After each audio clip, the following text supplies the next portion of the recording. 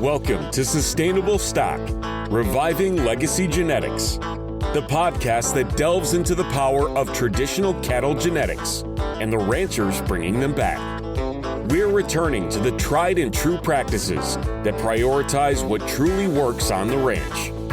Each episode, we'll talk to ranchers who are rediscovering the methods that built strong, resilient, efficient, and fertile herds in the 1960s and 70s. These breeders are blending the best of the past with practical solutions for today's ranching world.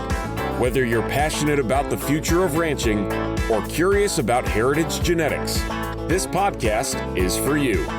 Presented by Boss Sires. Tune in as we reconnect with the roots of the herd. Here's your host, Patrick Powers. Hi, and welcome back for another episode of Sustainable Stock. Today I'm joined by George Kempfer of Kempfer Cattle Company in Deer Park, Florida. The Kempfer family has been running cattle here since the early 1900s, and they've built a reputation for tough, adaptable herds in one of the most unforgiving environments in the country. From purebred Brahman to carefully planned crossbreeding, their cattle are expected to perform on grass, raise calves with the bare minimum of help, and hold up year after year. George is carrying that standard forward, and I'm very excited to dig into what he's seeing on the ground today. Mr. George, are you with me? Yes, sir. Thanks for having me back. Yes, sir. I'm very glad you were able to clear a little bit of time for me out of your very busy schedule, and we can talk some cattle. Yes, sir. Well, we enjoy doing that. So that's one thing we like to talk about cows. Yes, sir. Well, because of that, I would like to ask you to tell me a little bit about yourself, and before we get too lost in the cattle conversation. Well, I'm actually a fifth generation cattleman on the Kempfer side. I actually started with Hopkins, my dad's family. We started here primarily as commercial cattlemen and have been and continue to be in the commercial cattle business. That's kind of the mainstay of our operation. Started purebred cattle in 1978, but anyhow, it's a family owned and operated operation. And we're just very thankful and blessed to be able to do what we love every day. All right. Well, any children with the hopes of carrying in your footsteps, sir? Oh, yes, sir. We've got a pretty big family. I've got two sons and both working on the ranch now. And my brothers, sisters, they've all got kids, cousins. So it is definitely a family affair. Yeah, I think we've got two employees that aren't family. We've got a lady in the office and an equipment operator. Everybody else is family. Well, has the business grown as the family has as well? It has, and it's been our goal to be able to create opportunities for our kids to be able to come home and do what we, have the opportunity that we did. And, and it's created, it created a lot more work for us while they were growing up, and waiting on them to get back and out of school or whatever. But, it's, one of the things my dad always taught us was to be diversified, and we do a lot more than here on the ranch than just cattle. But to be able to make room for the kids, we felt like we need to diversify a lot within our cattle business as well. So, we've grown it and expanded on just the different entities within the industry that we take part in, I guess. All right. Well, sir, if you don't mind me asking, just how large of an operation are we talking with cattle? How many head would you say you manage? All in all, I guess we've got just under 3,000 mama cows here on this place. And then we've also got some leases and other deals too. But here at just Kempfer Cattle Company, the home place, we run, just under 3,000 mama cows. All right. Well, sir, you noted that you started with purebred cattle around 1978. Is that correct? Yes, sir. And would you say that purebred has been where it's been at the whole time, or have y'all explored other things as well? No, not at all. The purebred, my mom's family, my mom was a Parton, and Partons were the first registered breeders of Brahman cattle in the state. And that was a very large family. and they were kind of based out of Kissimmee, which we're just east of there, about 30 miles. But we, that family got bigger, and the bull market was kind of dwindling some in the 70s there, and they kind of split up that operation some, and we had the opportunity to bring all my mom's cows, registered cows from there over here to my dad's family's place, which is Kempfer Cattle Company, and we basically just kind of felt like we would just raise bulls for ourselves. There wasn't a great bull market at the time, but and we did raise kind of what we needed, and then the Brahman market wasn't too good for a little while. And like I say, I'd say the commercial and crossbreeding part of it's kind of been the mainstay for us anyhow. That's what over 90% of the cattle are. Oh, really? And yeah, and we would, I think we didn't raise nothing but F1s for, I think, 7 years. But all of a sudden we're like, hey, we need some more Brahman bulls to go back on these commercial cows, and really culled down hard on the cows. And we ended up we felt like a really good base set of cows to work with, and got really progressive and raising our own bulls. And, and it wasn't until about 20 years ago, a little over 20 years ago, we started having a sale just because of the demand for our genetics increased. But, and it's been good for us. Our primary goal with our purebred operation is to raise our own bulls. And, we don't raise the type that everybody likes, but we raise what works for us here at home.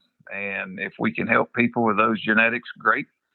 If not, we're not heartbroken if you go somewhere else to find what you're looking for, but yeah. But it's been really good to us over the last several years, no doubt about it. But we don't depend on that. We depend on raising good commercial good cows and raising calves. That's our goal.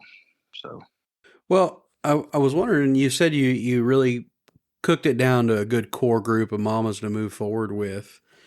What kind of discipline does it take to be able to identify that within your herd and carry that forward? Well, it doesn't seem as hard now because we've been doing it for so many years, but you can't get too attached to them. And, we pretty well raise everything that we use here. We'll occasionally, go get an outside bull or something, but to really get attached to something, I mean, if they don't perform, they don't stay, and you've got to, keep records. You've got to know your cows, learn them. And I don't think it's all about just looking at what they're doing on paper. Phenotype is still very important to us, but it's a combination of performance and phenotype both. You just got to have the right kind to be able to perform in our environment. And so a lot of this selection now is, we've been able to fine tune a lot of the things. A certain type of cattle just don't work here. The larger frame, flatter made or shallower rib cattle, they're not going to rebreed in this country. And so therefore they don't stay. So we try to avoid raising those kind. There you are. Well, sir, I think you're in a pretty cool position there. You talked about how you breed bulls that work for you, and if they help benefit somebody else, that's all the better. But I think it's neat that your customer base gets the opportunity to see y'all's crossbreeding in action and inspire their use of your bulls as well. Yeah, and I think our crossbreeding program probably sells more bulls for us than anything else, and the fertility of those cattle, and we contribute a lot of that to heterosis, and I don't want to take anything away from the American breeds, but it's just when you come back with Brahman blood, that's how we put our Brahman influence in our cows with purebred Brahman bulls. I think we're just naturally creating an opportunity for more heterosis and hybrid vigor there. And we just, reproduction certainly comes as a part of that, and you get probably, more growth sometimes than you might expect. with that. So, and I mean, that's a challenge for us too, is to keep from getting too much growth. A lot of the genetics today are higher performing cattle, and we don't select for the super high EPDs for our maternal line cattle, and because of that heterosis and that extra growth, if we use really high growth bulls back on our commercial Brahman cross cows, we get cows bigger than what we want, and they're just not nearly as efficient. And we're looking at record highs on markets, and it's a lot more for management of cattle is a lot more forgiving today than it typically has been in the history of my lifetime. Anyhow, we had to pay a lot more attention to things, and I would warn people to not get too slack in it today, because who knows when it's going to go back. The market's going to go the other way again, and we have to look, really pay a lot of attention to what's making money for us and what isn't, because we're in this business to make a living. It's not a hobby for us. Yes, sir. I think that's some great words of wisdom there. It's very important whenever the market's up, see what you're selling yourself short on and see if you're enabling yourself to have longevity. And I think that's what you're trying to remark on there. Yeah, and I didn't mention the longevity of the cows. That's so important, and that's another thing that comes with that hybrid vigor and heterosis too. I got to throw that out there because that's huge. So we really see that in the crossbreeding program. Yes, sir. Well, before we move on from that, I'd like to ask, you've talked a little bit about your bulls and your purebred herd. What selection criteria goes into the females that go into building your crossbreeding program? Well, we hold back a lot of heifers. We actually sell a lot of bred heifers, commercial heifers. That's a big part of our business now. But so we may keep 600 head of replacement heifers, and of that we may select the top 300 for ourselves, but we're not as much on the Brahman side, but the English side females, for the most part, they're going to be heifers that breed in the first 30 days as yearlings. The Brahman heifers, we don't push them really hard, so you not get as high percentage of them bred.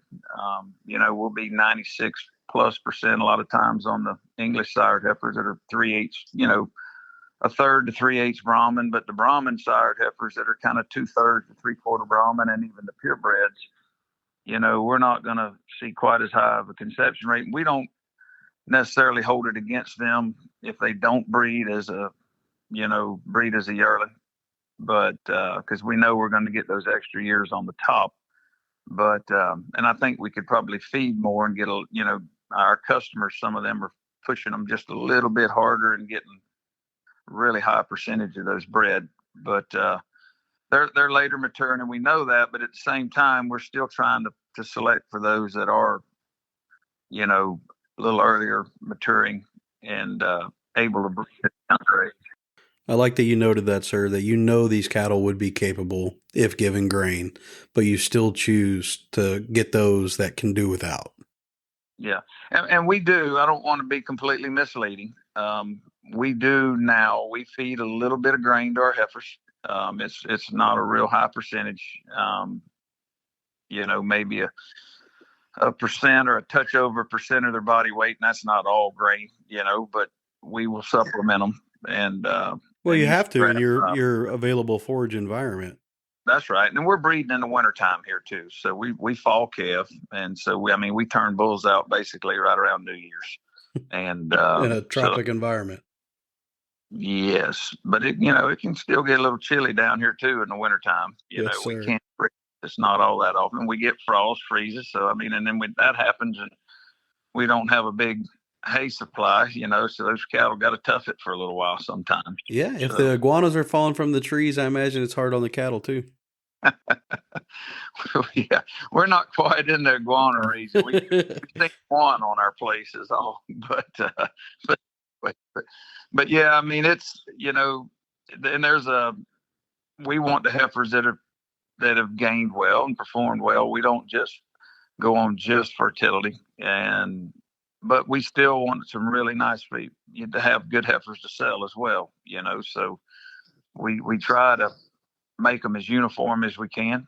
And it's really kind of interesting how uniform the heifers are, on the ones we keep and the ones we sell. There's really not a huge difference in those. Well, sir, what's some of the real world feedback you're getting from these Kempfer genetics out there? How are people finding that they perform, and how well do they work outside of your environment? Well, it makes me feel really good because, I mean, we don't brag on our numbers, but we make our cattle perform, and they breed really well. The calves wean, heavy calves. But when our customers call us and they're just getting tremendous conception rates, the disposition's really good. The calves wean off heavy, high calving percentages, and that just makes, it really makes you feel good. And that's what we're striving for. And, like I say, there's nothing, you can't beat that, when you have a satisfied customer. And that's really pleasing. Yes, sir. Well, I was hoping you could speak to just how far reaching your genetics have been. Oh, in terms of where we ship them, I mean, we've sent a few heifers to Texas, mostly to Louisiana. We've gone to Louisiana. A lot of them stay in the state of Florida, but mostly in the Southeast on the females. Now, we don't sell registered Brahman females, only the bulls. But and the Brahman bulls, they've gone, Texas, Louisiana, Arkansas, Mississippi, Alabama, Georgia. We've gone out of state with a handful of bulls, but the majority of them stay in the state of Florida. Yes, sir. Well, y'all do collect for semen cells and embryo work as well, right? We do. We haven't pushed our semen sales a lot. And the majority of the semen that we've sold has gone to F1 producers. We didn't go into this deal trying to raise low birth weight bulls, but the type of cattle that we selected for, the birth weights have just naturally been lower because we're not selecting for those really high growth cattle. But they work really well making F1. So that's been the bulk of our semen sales. I think most people that are out there AIing and raising Brahmins are trying to raise show cattle, and most of ours they think are way too small for that. So if that's the way they feel, that's fine. We're not going to try to win blue ribbons, and that's what if that's okay with us. But anyways, but no. Well, speak to me about the benefits, sir. If I was choosing today between another straw out of the masses versus yours, and the choice was right before me, what would set yours apart in your eyes?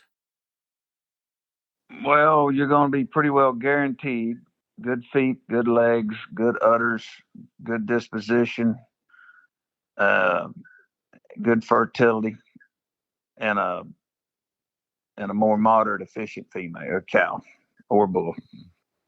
And I can't say that they all do that, but as a whole, that's what we strive for, and that's what we hear back from our customers. Yes, sir. I like that. You didn't get super salesman on me. You leaned on customer experience. Yeah, and you asked me about the embryo work a while ago. Yes, sir. We don't sell pure Brahman embryos. We sell a lot of F1 embryos. I say we sell a lot. We do a lot of work with Transova. We've got a lot of F1 cattle. I think a lot of them are in the state of Texas right now, but they're going all over, and that's been really fun to watch and get pictures and videos back of these heifers. Are really doing well for folks, it sounds like. And so we've been doing quite a bit of that, but we do a fair amount of embryo work ourselves. And we treat our donor cows, we have to go get them out of the rest of the herd whenever we want to. When we do OPUs, we just have to go get them up the day before and get them ready from, scattered around. You mean to tell me you don't have a donor pasture? We do not have a donor pasture, and our donor cows have calves every year, and that's one of the reasons we really like the IVF, because we can do pregnant females. And we we make them have a calf, That's good. You but make them work. that's right. But no, and we don't like doing real young cows. I want them to be more proven, and we just, you know, we'll do a handful for ourselves. I think this year we've got, I think about 35 embryo calves coming, something like that, Brahman calves. So you find the embryo work to be incredibly rewarding. It's been very well for us. It's been a good experience. For the most part, it doesn't always work as good as you want it to. We learn a lot with this IVF, especially. Some cows just don't work as well as others. Some bulls work way better than others, and some crosses are better than others. And we've had some pretty low percentages at times, but lately, and I think compliments to these IVF companies, they're doing a lot better job now and figuring out some things with these Brahmins, because it was really kind of hard to get a decent percentage when it first got going. But 50% is not unheard of at all, especially on fresh embryos. you know but it's neat. Some cows will have the 80+% on frozens. Well, sir, I like the fact that you've spoken on the word proven, and that's pretty heavily used recently. I was wondering if you could define that, what proven is for not only a cow, but in regards to the embryo work as well.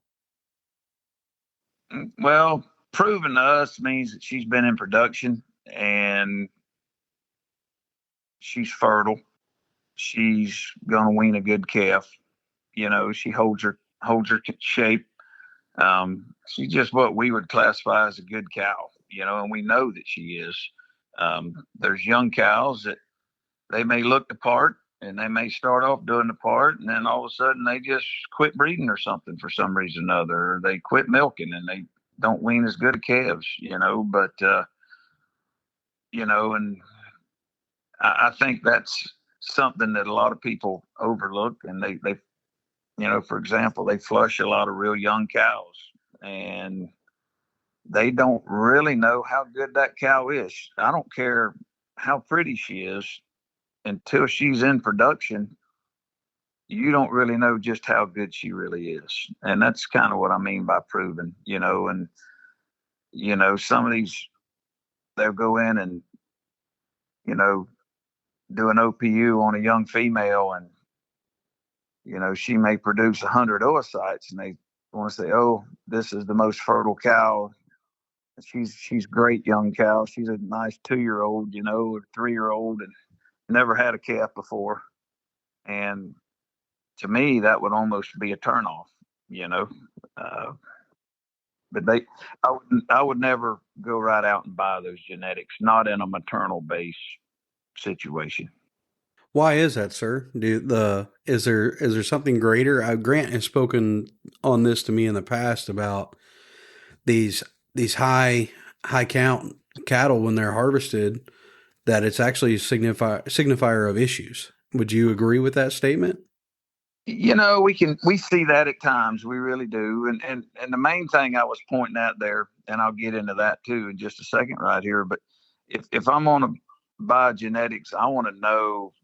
I'm not out there just taking risk, spend a lot of money on a wing. It takes too long. These things aren't like chickens or hogs where we're going to start getting calves, and they're having a bunch of calves or whatever before they're a year or two old. You're going to get your first calf hopefully at a 2, and you're not going to know how good. We don't know how good these cows are until they're a lot of times 7, 8, 10, 12 years old, and see their daughters and sons in production.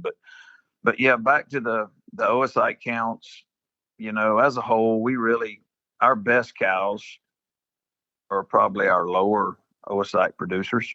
And at first we wondered, was this coincidental? But the longer we've done it seems to be trending that way. But I will say that we have there is one here and there that can be a really good cow that will be a very big producer of oocytes, but those are few and far between. Yes, sir. But would you say that the majority of that kind of work being done is just to multiply popular cattle versus what cattlemen could truly use within their herds? Yeah, I would say it's mostly to win to raise a show heifer. You know, it's what that's what so much of it's being done for. You know, Yeah. and So it's hard to follow the research whenever most of it's been around pageantry versus feeding people. yeah, I think we'll learn a lot more as we go along. You know, I mean this technology is it's not brand new, but the more the more we everybody starts doing it, and there's a lot more people doing it today than there was the last few years, and I think it's going to technology continues to help us out, and I think we'll learn as we go on this too. Is just we get more numbers and more you know more people doing it. I think we'll find out a little more. Yes, sir. Well, to return to your cattle, sir, I was wondering if you could share the reality of a Brahman herd for us. What work is involved and what level of hands-on care do they have to receive? Well, I think a lot of people that come to visit us are kind of shocked. Um, to us, our Brahman cattle aren't really much different than our commercial cattle in terms of what we do for them. In fact, sometimes they don't get as good a pastures as our commercial cattle do because we're selling those commercial calves, those feeder calves by the pound. And, I mean, that's what's paying most of our bills because that's what the majority of our cattle are. And, you know, we weigh and measure more on our purebred herd, and we tag calves when they're born. Weigh and tag calves. I say we weigh, we measure them, but tape them. But you know, they're handled more just because we do more in terms of putting them. We'll calve them in bigger groups and then split them into breeding groups or whatever. So they're handled a little bit more, and it's a little more intense just because of that. A lot of times we'll single herd breed them. Not a lot of times, we always do. We don't multiple herd breed our registered cows, and that creates a little bit more work for us. We got to have some smaller pastures for them, and truthfully, we weren't set up the best in the world, and sometimes they would just have to follow rotations on some big herds, and they we tried to develop some more, smaller places, smaller pastures that we could, manage them a little bit better. And that's just something that, Would you say there was any marked difference in their fertility or their growth rate due to these noted poor forage conditions? well, in our environment, it is challenging at times, but every place has its challenges.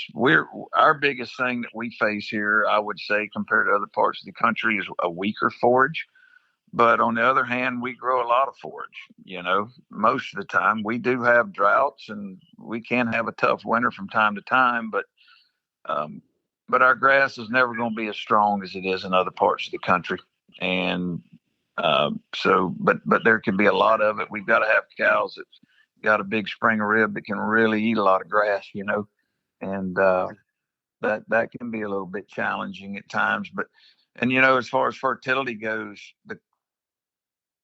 we like to say our purebred herd is really fertile, but the crossbred cattle are extremely fertile, and I think that's due to heterosis. And, and plus we've had they get better care of them too. So that probably helps them a little bit. But why should we treat our philosophy is why should we give our registered herd or seed stock herd that we're trying to raise bulls out of, why should we take better care of them than we do our commercial cattle? Because how are we going to make our commercial cows better if we don't put more pressure on the seed stock cattle than we do the commercial cattle? I like that. At least equal, or stronger pressure. And it drives me crazy when you asked me earlier about the donor pen. it drives me crazy when I go to these places and these big old fat cows everywhere, and and they don't even, a lot of them don't even have calves on their side, but these cows are just, they supplement them so much, and I'm like, how do you know which ones can do it with less? And they may have really good cattle, but they don't know which ones they are. And until you apply the pressure to them, you're not going to find out. That's the only way to find out, unless your customers, can tell you. It's funny the relationship people have with that word pressure.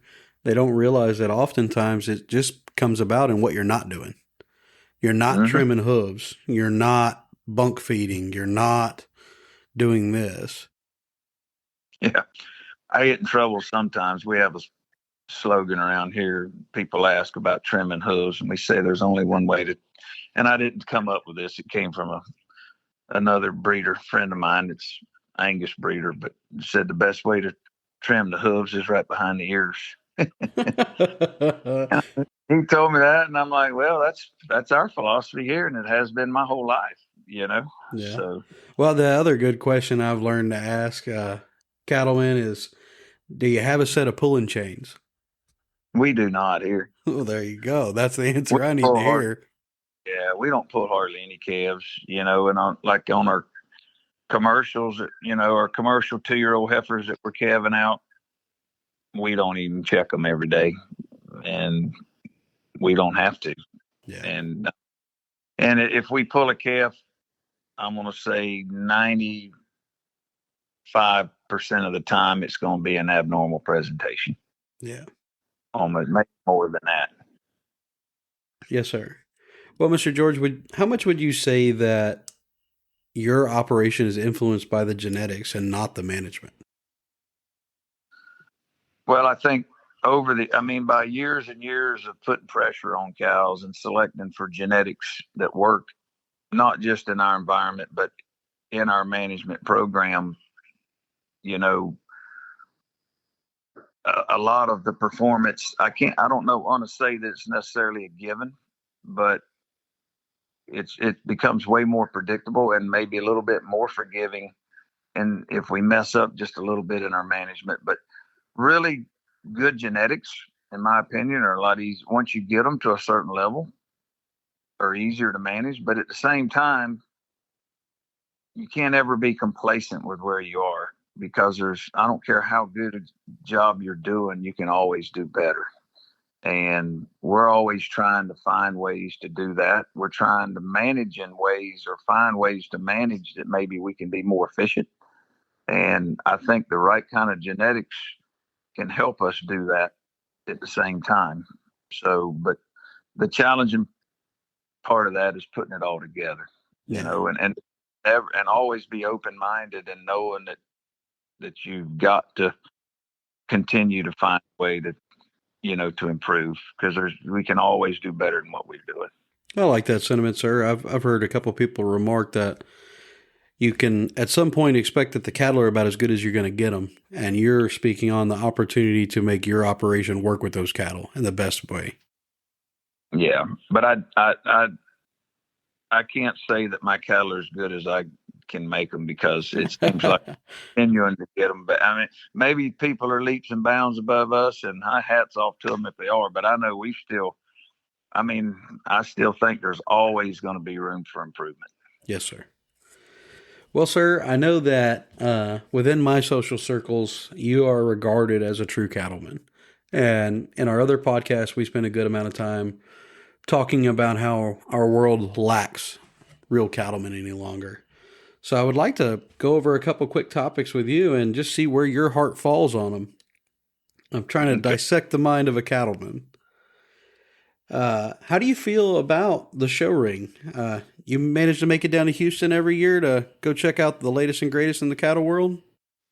I was heavily involved in the ABBA, past ABBA president, and and I have been to Houston, and I'm glad. One side of me is glad that I had that experience, just so I could see what so many of the other people are working towards. And it also lets me know that I'm going about a 180 from that, you know. um, and you know what? And you asked me about the show ring. I want to say this. I think the show ring does a lot of wonderful things for developing our youth, and it gets a lot of people interested in Brahman cattle, and I really applaud that. I don't like the mindset of a lot of the breeders. They're not. I think there's probably there. I don't say I think. I know there are some exceptions out there, and there are some really good breeders that of production cattle that show some too. But when you're chasing those really high performing cattle, really high growth cattle is what it takes in so many cases today to win the show ring. Um, maybe some of those people have enough strong enough grass that they can make those cattle work for them and be efficient out in the pasture. But uh, I can tell you right now, a lot of the cattle that I looked at in Houston, a lot of them, if I turned them out in the bed on my ranch, uh, you would not want me to send you a picture of them in 6 or 8 months later or a year later, Yes, sir. For one, they may not even still be alive, but they're not going to look very good. And uh, that's a that's something that the show ring for many years was a wonderful tool to be able to showcase your cattle, and a lot of people sold a lot of bulls to commercial breeders at the shows. And I think it's evolved. I pretty well know it's evolved into a lot different deal today, and everybody wants to win Houston, and to win Houston, that's going to be that's a big animal, and it's just going to be way too big for me. So like I say, it may work for some people, but it's not going to work for us in our country down here. Yes, sir. Leaving the show conversation aside, Mr. George, I was wondering if you could speak on some advice or hard truths about the cattle business for new producers such as myself or people looking to grow their operation and hold operations such as yours in high regard. What would be your advice? I think to me, the biggest thing is always concentrate on quality. And, no matter what the market is, quality sells. And it's not always an easy thing to do. That can be challenging, and just for example, we don't sell females, but if I had to go out and find them right now, it would be a challenge for me to go out and select for the ones that I'm looking for. Because a lot of people, they don't want to get rid of the best ones, especially production based cattle, but you can find them out there. And I would say that someone would really need to try to find a good reputable breeder and ask a lot of questions about the productivity of those animals, and look for good cow families, because that's something that we have found is very strong, especially when you're just looking at overall productivity and fertility.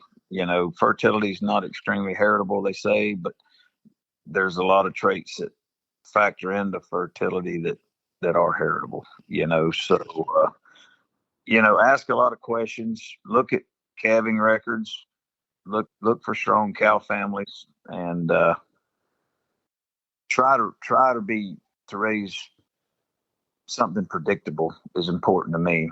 We don't like big cattle, little cattle, and you don't know. I mean, we love the saying that like begets like. I mean, that's our breeding philosophy here. Like begets like, and we want uniformity. And I mean, we're always trying to improve. And don't be the first one to go out and try this new herd bull that everybody thinks is the greatest thing in the world. I mean, you can gamble and do that, but to us, we like to use proven genetics, and even on if we're AIing or whatever, you know, we would rather have something proven, and we just feel like that. And truly proven, not marketed as proven.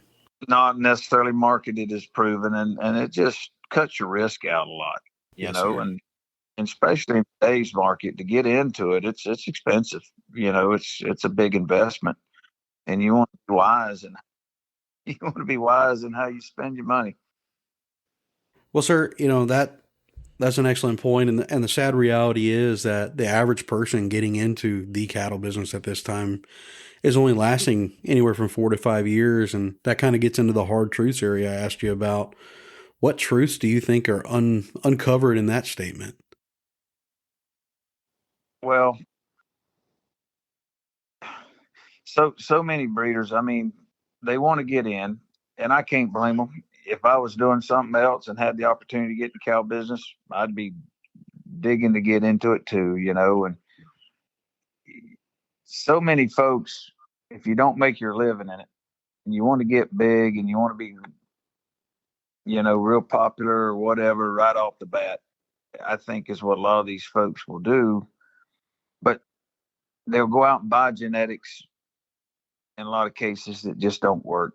And and I don't care what breed it is, there's seed stock producers out there, especially if we're talking about the purebred world. There's seed stock producers out there that look for big spenders coming in, and we always laugh and say they found another sucker, you know, Yes, and sir. they just charge them so much money for this, and they think they're going to be able to sell because they paid, $50,000 for this female, that they're going to be able to pay for with just a couple calves. And that is just so rare that happens. I'm not saying it's not possible, because people do that, and but there's so many cases it doesn't. And I had heard 7 years for many years, as that's how was the average lifespan of a purebred breeder, and being in the purebred business. And it doesn't surprise me at all that it's 4 or 5 now, because I think a lot of the genetics that we have today they're kind of misleading, and a lot of people lean real heavy, maybe heavier to the feed bucket than they do to forage and grazing. And cattle need to be able to perform without that feed bucket.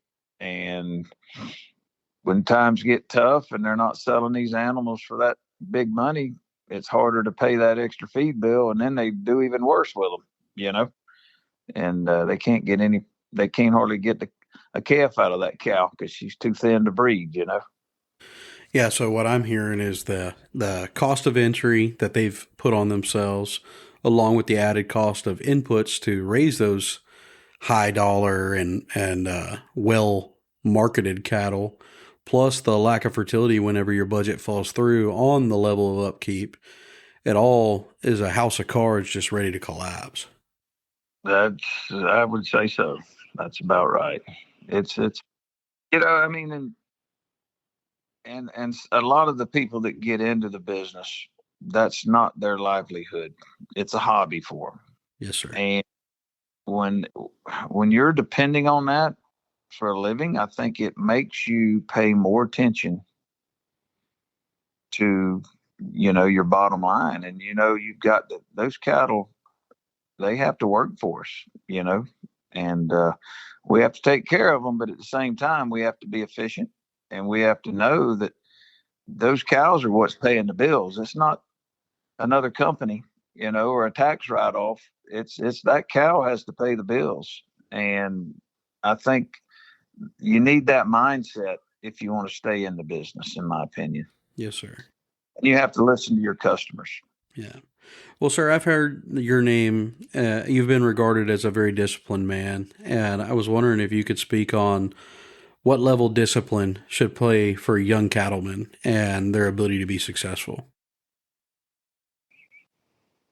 Hard.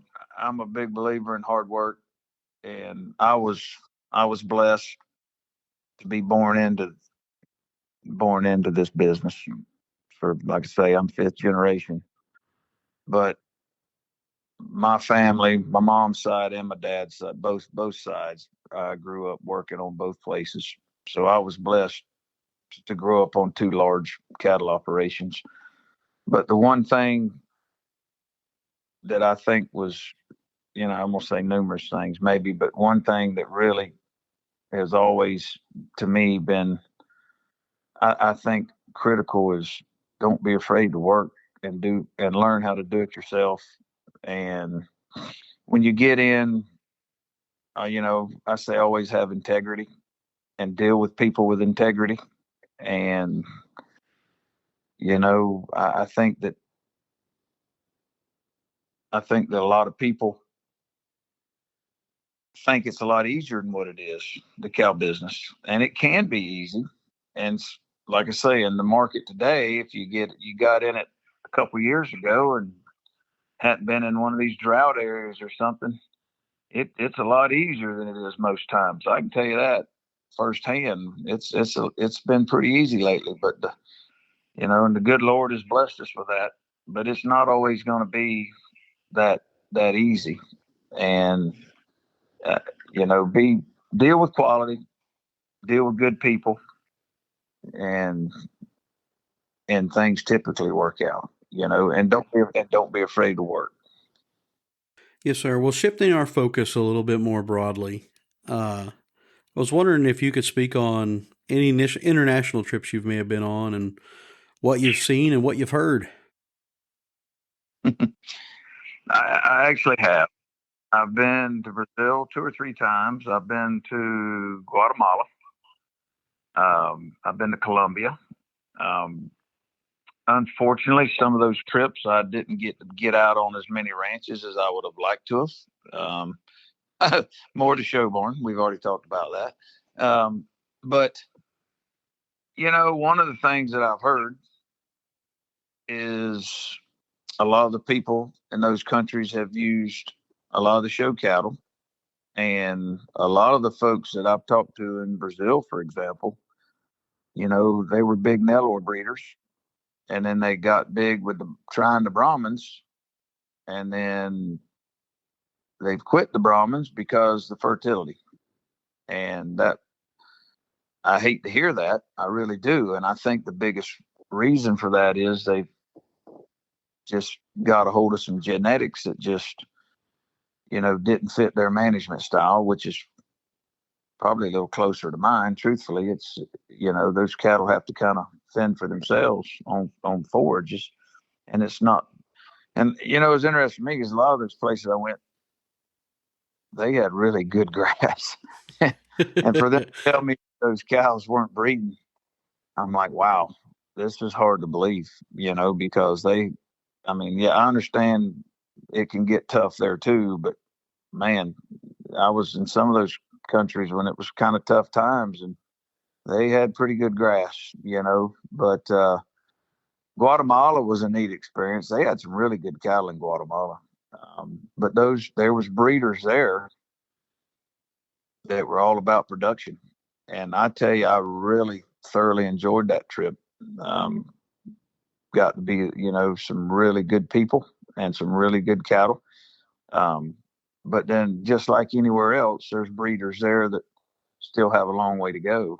That old fashioned, old school, and then you got some of them that are chasing that blue ribbon, and you see that everywhere. But the biggest thing I've seen, I think, in my travels, and it's so much like in a lot of cases here in the States, if those people are making those cattle make a living for them, they tend to be better cattle, and they tend to be better cattlemen because they have to be, or they're going to have to find something else to go do other than be in the cattle business. Yeah. If we were to take away a lesson for global producers and to awaken American producers that we are influencing the world, what principles would you want to see come to the forefront and help shape cattle moving forward? I think, to me, I hear a lot. I've traveled to several different countries, South America. I haven't been a ton of places. I've been to Brazil, Colombia, Guatemala, and one of the things to me that I would love to see is more crossbreeding. And I think that people could understand and realize that if they could just see what this heterosis could do for them and how much more of a moderate female they could get away with.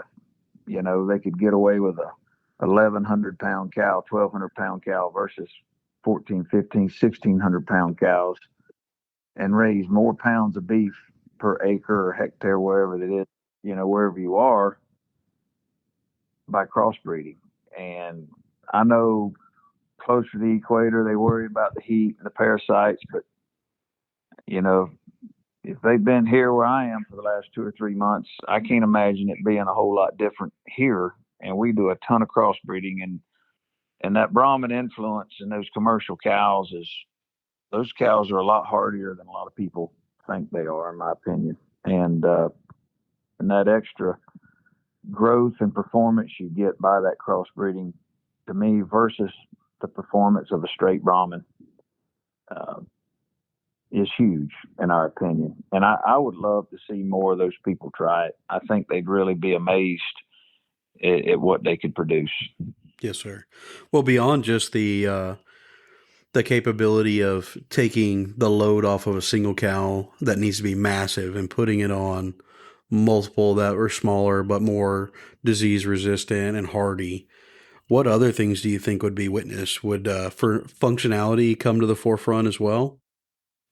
I think they would find advantages in a number of different things, efficiency, uh, fertility, weaning weights, um, longevity, and just those alone are major components. And then, we don't always want to say it, but carcass quality, by crossbreeding, I think you're going to improve your carcass quality as well. They're going to be more, they're going to get more gain on feed. They're going, if they're in an area that they're feeding, if they're raising grass cattle, they're going to get more gain on grass, Yeah, and they're greater going forage to, conversion. yeah, they're going to convert better, and, like we fed a lot of our cattle over the years, a lot of our steers, and our best conversions have been on some 3/4 Brahman type steers, and I think that people would be amazed at the efficiencies that they would gain just from crossbreeding. It's so broad, it's they're going to get more milk on the females. I didn't mention that, you know, uh, they're not just going to breed a higher percentage. You're going to get more cows to breed the first 21 or 30 days, so that automatically is boosting your weaning weights and all that. So there's so many advantages. I just think a lot of people could take advantage of. Well, Mr. George, I would like to bring us over into our closing thoughts, and I want to give you the opportunity to reflect on anything you'd like to about Kempfer Cattle, its operation, its discipline, its passion, its reach to the world, anything you'd like to remark on, sir. Well, like I said earlier, I'm blessed. The Lord has given us the opportunity to do what we love. And I just, and it's a beautiful place, and we will put our heart and souls into it, and we do it for next generations to come, and we do it just to preserve it. We love it. We want to see it continue to thrive for generations to come. And like I say, we're just blessed to be able to be here to take care of what the Lord has given us. Well, damn it, sir, you've beat me to my next question. I've got to ask it of everybody that comes on, and that's, in your opinion, what is the moral obligation of the cattlemen to the cattle, the land, and future generations? Yeah, I mean, what we work for every day is to make this place better, for one, and two is to be able to. I mean, we figure if you take care of the land, if you don't take care of the land's not going to take care of us. And we want, just having kids and seeing kids get the same joy out of it that we do is just a driving force to want to continue that and make it better for them. We want to leave it better than it was whenever we got it for our kids. And we want them to be able to have the same mindset to do the same thing for their children and their children. All right. Well, Mr. Kempfer, I really wanted to thank you for coming on, and to the listeners, the Kempfer Cattle Company website will be listed within the show notes for today, and anything else Mr. George can think to add, we'll go ahead and have there as well. Thank y'all for tuning in and listening, and don't forget to ranch with purpose and breed for the future. Thank you for tuning in to Sustainable Stock, Reviving Legacy Genetics. If you enjoyed this episode, please subscribe and share. Join us next time as we continue exploring the legacy and future of cattle ranching. For more information, visit us at bosssires.com. That's BOSSIRES.com. Or connect with us on Facebook. Until then, stay rooted in common sense and connected to the herd.